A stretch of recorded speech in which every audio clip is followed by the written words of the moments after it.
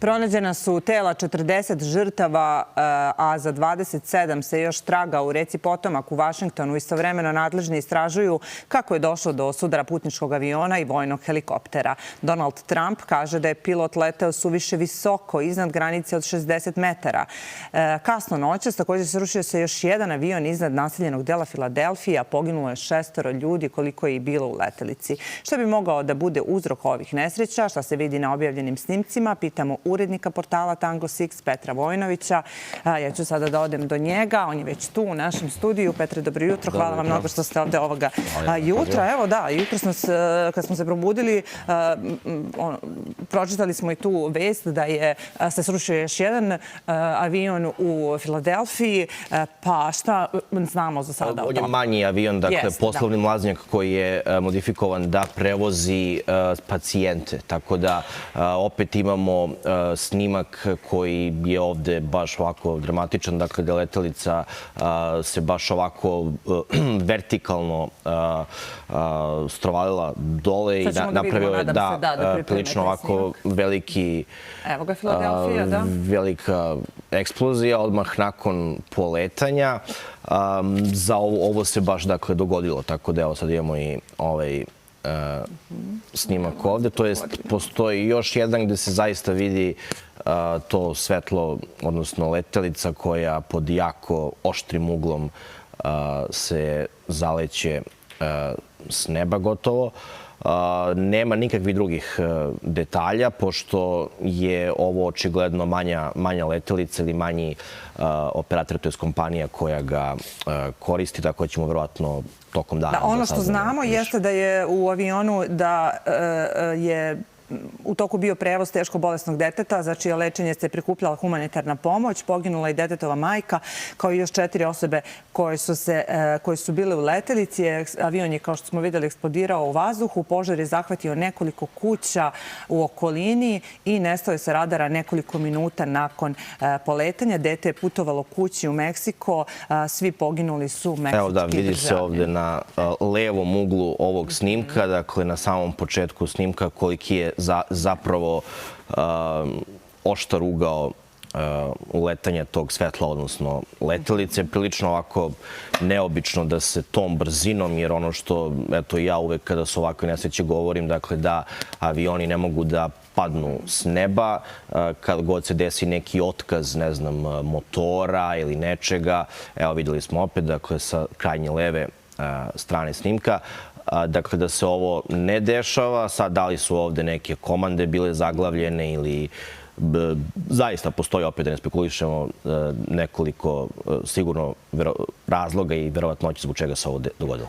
Da, vidjet ćemo. Naravno, govorit će se o tome, verujem, narednih dana i danas šta se zapravo tu dogodilo, ali ono što je bilo, ba da, ako mogu da kažem, još dramatičnije, a svakako jeste, jer je apsolutno, ne znam da li se to ikada pre desilo u Americi ili bilo gde drugo, da se ovako sudare putnički avion i helikopter na gotovo na zemlji, mislim, onako nekih 50 metara iznad zemlje. Bilo je dosta slučajeva ranije, dakle, u istoriji. Koliko metara znali? Da, to je bilo nekih 300 metara, dakle, baš pre nego što je putnički avion sleteo, dakle, baš ovo na ovom snimku, baš na horizontu.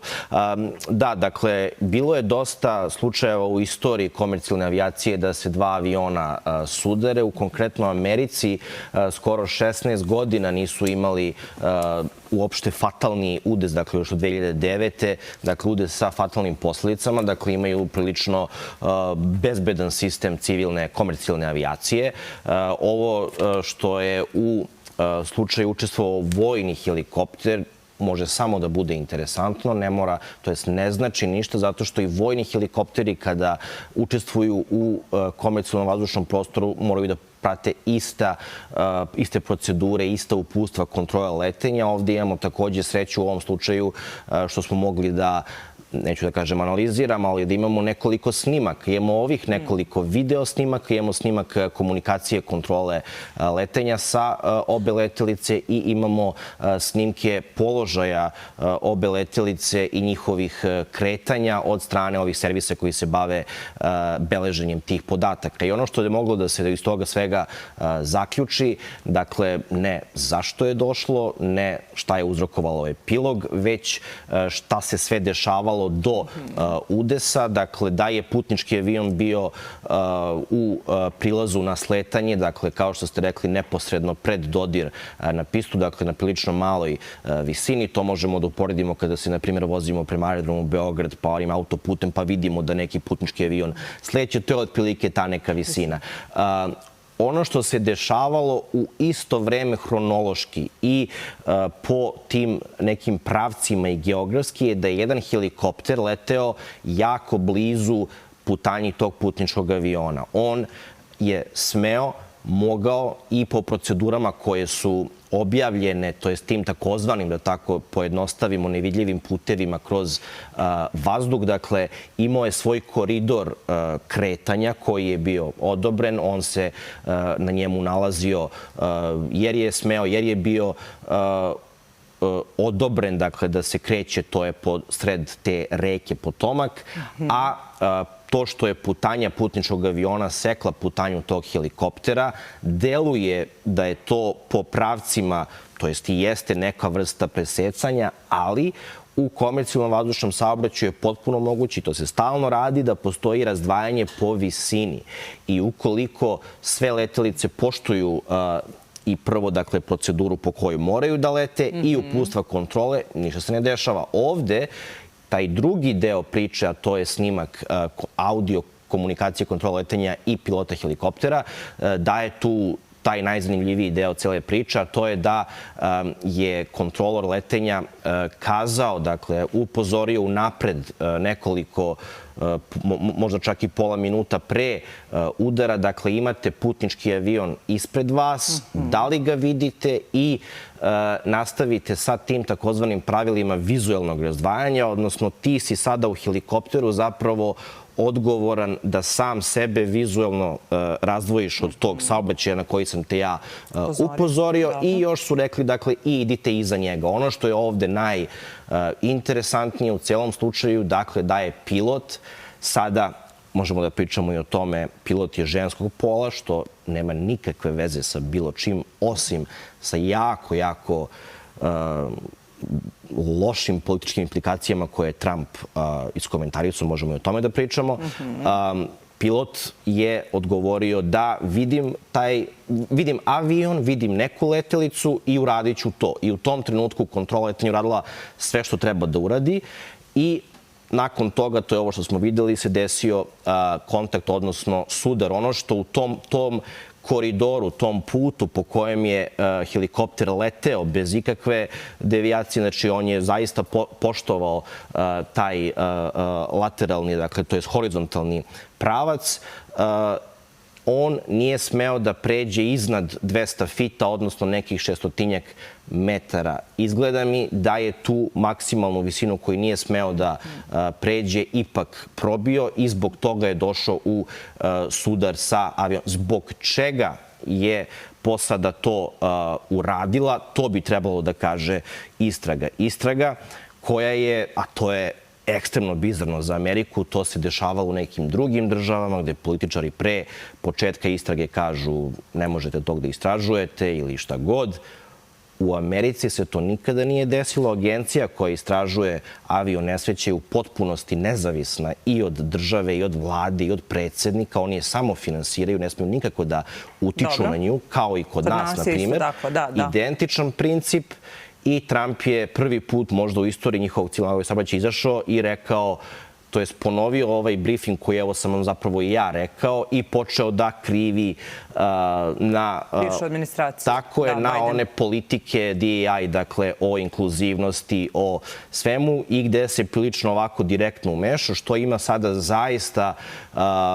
zaista pretužan epilog da je porodica pilotkinje odlučila da oni ne smeju da imenuju Dakle, toliko su sada se uplašili svih posledica toga da će možda da je prozivaju zbog pola, zbog te politike, da se nikada do sada nije desilo. Dakle, oni imaju sva imena i objavili su imena druge dve vojne posade.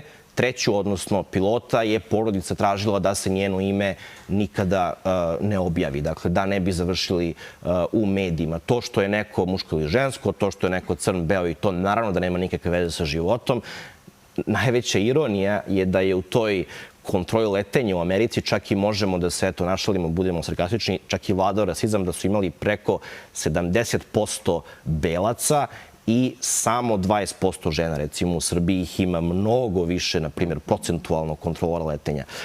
Tako da to je jedan interesantan slučaj, a ovo će kao i sve ti udesi, dakle, da se istražuje nekih godinu dana dok sve ne analiziraju. Uzeli su crne kutije, odnosno registratore parametara leta i audio komunikacije i ovo sve što sam ispričao na početku, dakle, to je jasno kako, zašto je sve to išlo, zbog čega je u tom trenutku donešena neka odluka da oni idu malo više, to treba da se vidi i da se kasnije, to su direktni uzroci, dakle imaju direktni uzroci koji su vodili za tragediju i oni indirektni doprinošeći koji su, dakle, da li uopšte treba da bude tako gust saobraćaj na tom aerodromu. Da zavisi od pilota, ali vojnog ovog helikoptera i da on sam procenjuje. Meni to zvuči stvarno čudno, da vizuelno... Zvuči čudno jedino kada se dogodi nesreća, ali i dalje su oni, dakle, ne znam, svaki dan po 1000 letova, ništa se nije dešavalo, ali eto, baš će biti interesantno da se vidi koji su bili uzroci. Da.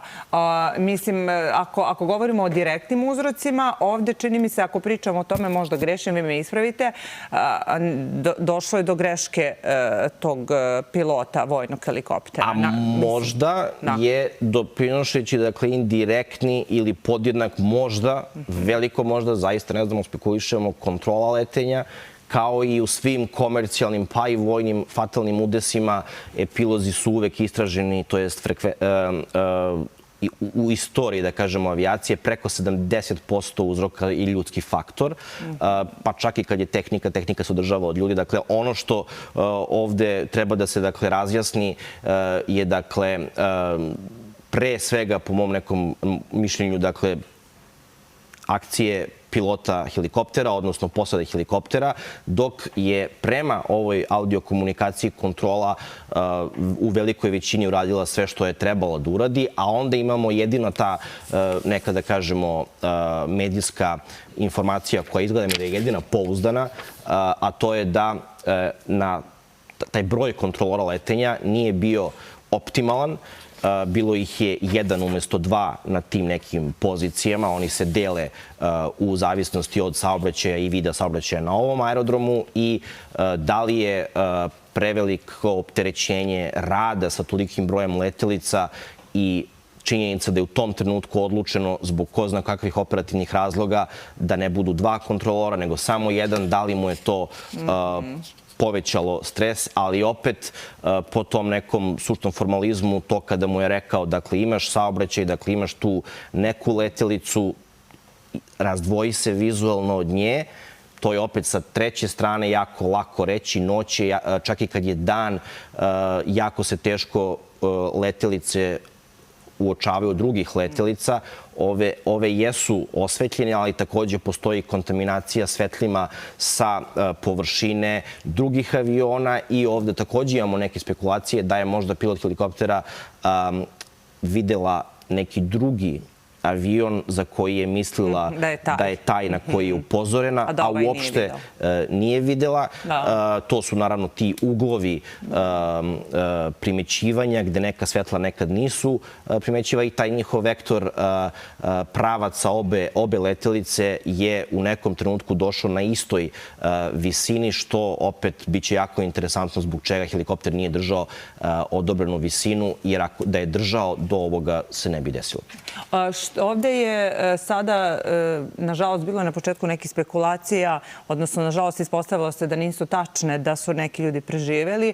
Ovde je nesrećna okolnost to što se avion srušio i helikopter, dakle 64 putnika putničkog aviona i 3 putnika, odnosno člana posade vojnog helikoptera.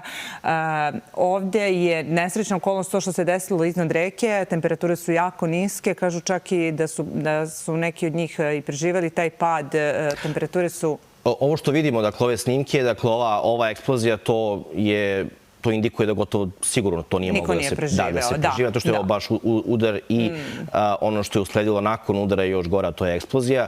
Tako da jedino što ste rekli, dakle, da je voda će otežati samo ovim službama koji ih nalaze, ali mislim da ovo nije bilo preživljivo. Nije bilo preživljivo, a opet možda je to i srećna okolnost, jer da se desilo recimo negde drugde, da, na kopnu neko bi možda stradao i na zemlji.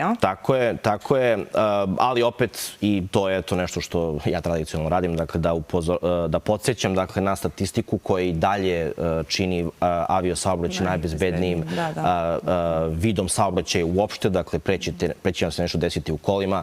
Evo, poslednje statistike koje su izašle krajem prošle godine kažu da ako se sve ikada fatalne nesreće u komercijalnoj avijaciji zbroje u odnosu na one koje su obavljene potpuno bezbedno, trebalo bi vama kao osobi da letite svaki dan 130.000 godina da bi došli do neke pogibije. Dakle, to je odnos između svih ovih letova koji se svaki dan bezbedno završe.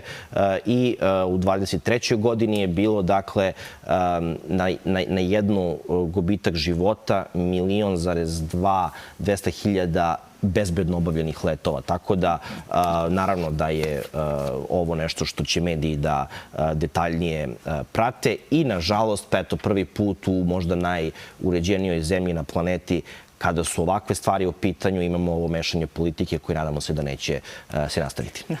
Hvala vam mnogo što ste bili ovde sa nama.